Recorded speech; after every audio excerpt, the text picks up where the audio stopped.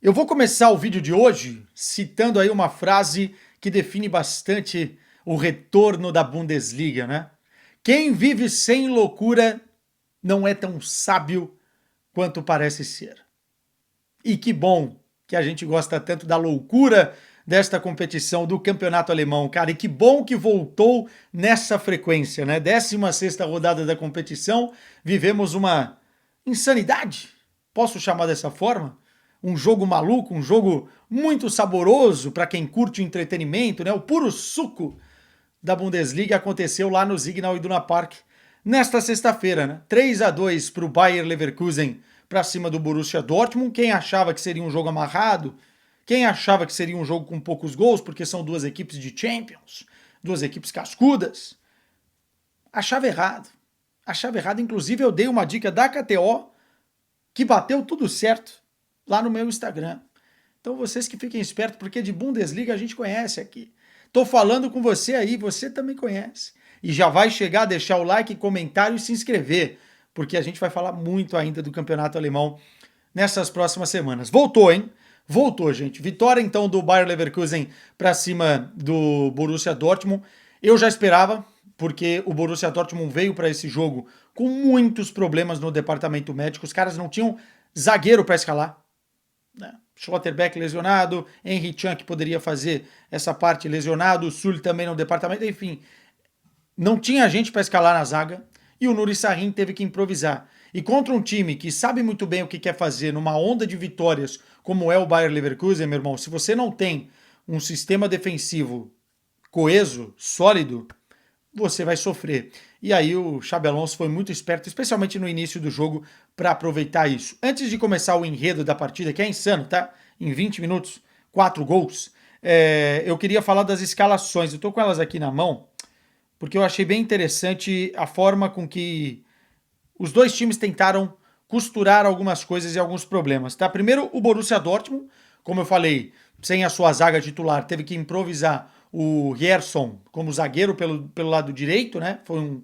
uma linha de quatro, o Ian Couto, o Gerson por aqui, e aí o Lur, que é um jovem zagueiro de 21 anos, e na lateral esquerda também outro jogador muito jovem, já que o Benzebaini também estava fora, o Kabar, né, 19 anos de idade, a base aí do Borussia Dortmund sendo utilizada, e numa espécie de 4-1-3-2 ou um 4-2-3-1, né, que sinceramente não funcionou nada bem na primeira etapa. E do outro lado, você tinha um Bayer Leverkusen sem Florian Wirtz. Foi uma grande surpresa para muita gente, né?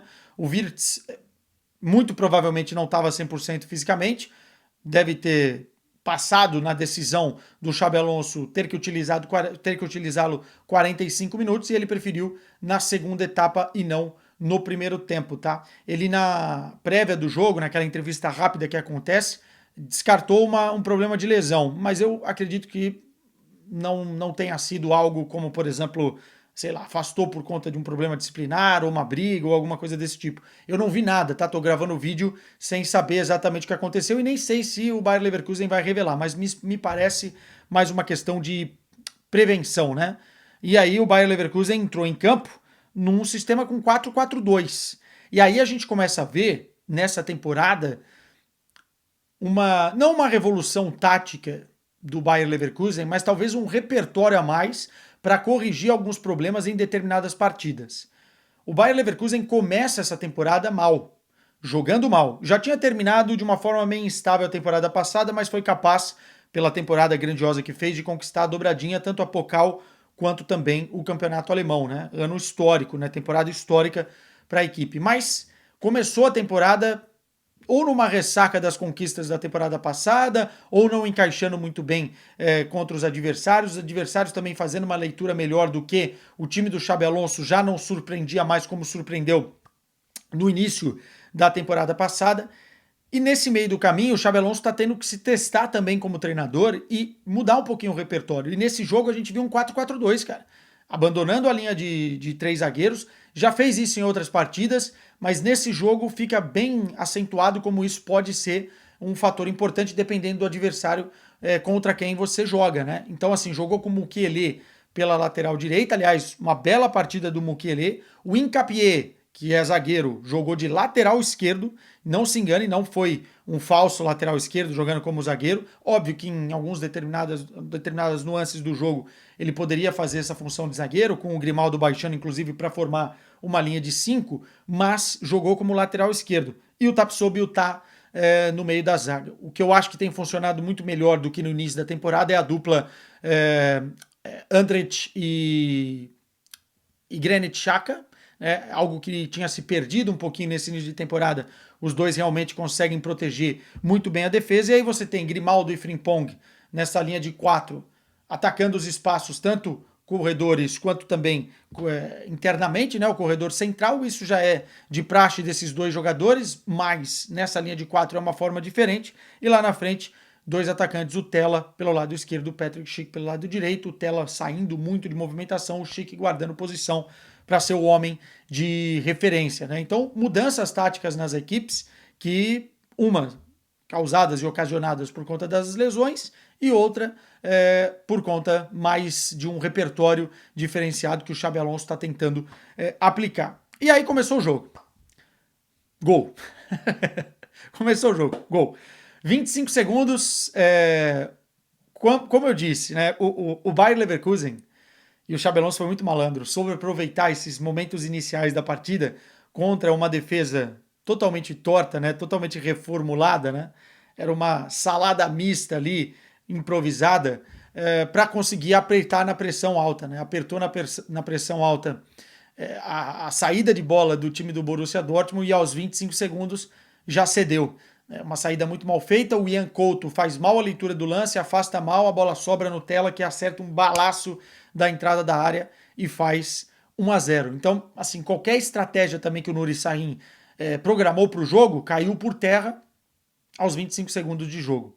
O segundo gol acaba saindo exatamente também nas costas do Ian Couto. O Hincapié vai muito bem, faz a jogada de ultrapassagem, né? Como um lateral mesmo, cruza na área e o Patrick Schick faz o 2-0. Isso aos 7 minutos, cara. 7 minutos. Depois, aos 11 minutos, o Ian Couto vai até o ataque, faz uma boa jogada pela direita, cruza na área, a bola ainda desvia e o Bayern Gittens, com um toque de muita categoria, tirando do goleirão do Bayer Leverkusen, faz o 2-1. E aos 18 minutos, mais um gol de Patrick Schick. Agora, uma rápida saída, né, de pressão alta, uma fuga muito bem feita, que começa pelo Tapsoba, mas passa pelo Grimaldo, vai cair no Frimpong e o cruzamento, e o Schick faz o 3-1. Aliás, 15º gol de Patrick Schick nessa temporada, hein?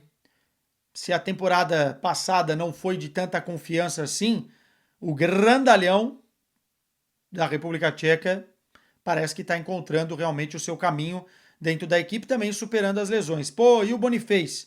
Machucado, o Patrick Schick está aproveitando as chances que tem, né? O Boniface passa mais tempo no departamento médico do que jogando, aí fica complicado. Então, assim, o Patrick Schick está fazendo uma boa temporada. E aí, aos 18 minutos, já estava 3-1 o jogo, absolutamente alucinante. No primeiro tempo, ainda teve boas defesas do goleiro do Bayer Leverkusen, teve mais chances também para a equipe do Xabi Alonso, mas terminou 3-1. O que eu acho importante para a gente ressaltar o que foi o primeiro tempo.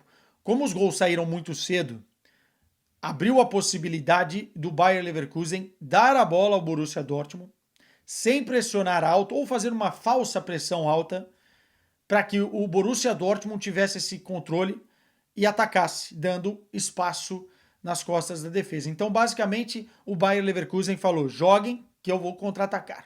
É isso. Tanto que a posse de bola ficou 76% para o Borussia Dortmund e 24%, isso no primeiro tempo, para o Bayer Leverkusen. Isso se chama repertório, tá? Repertório. O Bayer Leverkusen começa a fazer coisas diferentes na formação, na estratégia, que vai se adaptando ao adversário. Já tinha feito isso em um bom jogo contra o Bayern de Munique, né? Tudo bem que teve expulsão do Neuer e tal, mas é um time que consegue fazer e ser também um pouco mais sólido defensivamente do que foi na reta final da temporada passada, né? Ou do que foi no início dessa temporada. E no primeiro tempo, 3-1.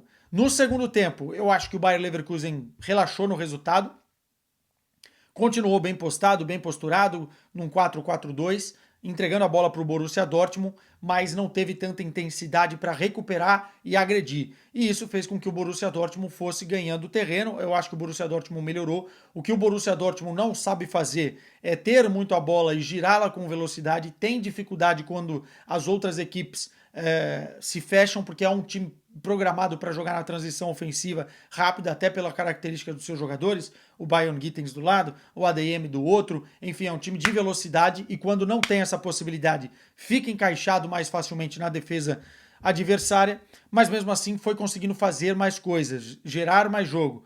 Né? Se na primeira etapa o goleiro do Bayer Leverkusen fez 2 grandes defesas, na segunda etapa ele também foi tendo que sofrer um pouquinho, e aí sai o pênalti, né, do Tapsoba no Duranville. Entram 2 jogadores no Borussia Dortmund, que é um recado claro tanto para o Bayern Gittens quanto para o ADM, que o Borussia Dortmund tem banco para essas posições. Está em busca agora do Rashford, ou falou-se do Rashford, mas mesmo assim é uma posição que tem jogadores interessantes no banco de reservas. Né? Vamos ver se o Malen, que entrou, permanece nessa janela de transferências, tem aquela questão do Aston Villa e tal, mas entrou o Malen e o Duranville, e o time melhorou, tanto que o gol sai num lance do Tapsoba, né, que vai tentar proteger, acerta a cara do Duranville, foi muito imprudente o Tapsoba, e fez a penalidade, e o Guirassy fez o gol. Aliás, 13º gol do Guirassy, tá? Eu acho que,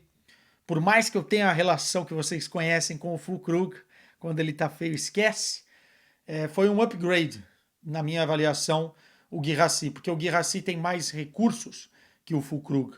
É um jogador de mais trato, de mais finesse com a bola do que o Füllkrug, apesar do Füllkrug ser muito importante para conseguir fazer o time respirar e tal, mas o Guirassy entrega isso também e entrega essa outra parte. Então, o Guirassy está muito bem nessa temporada, muito, muito bem.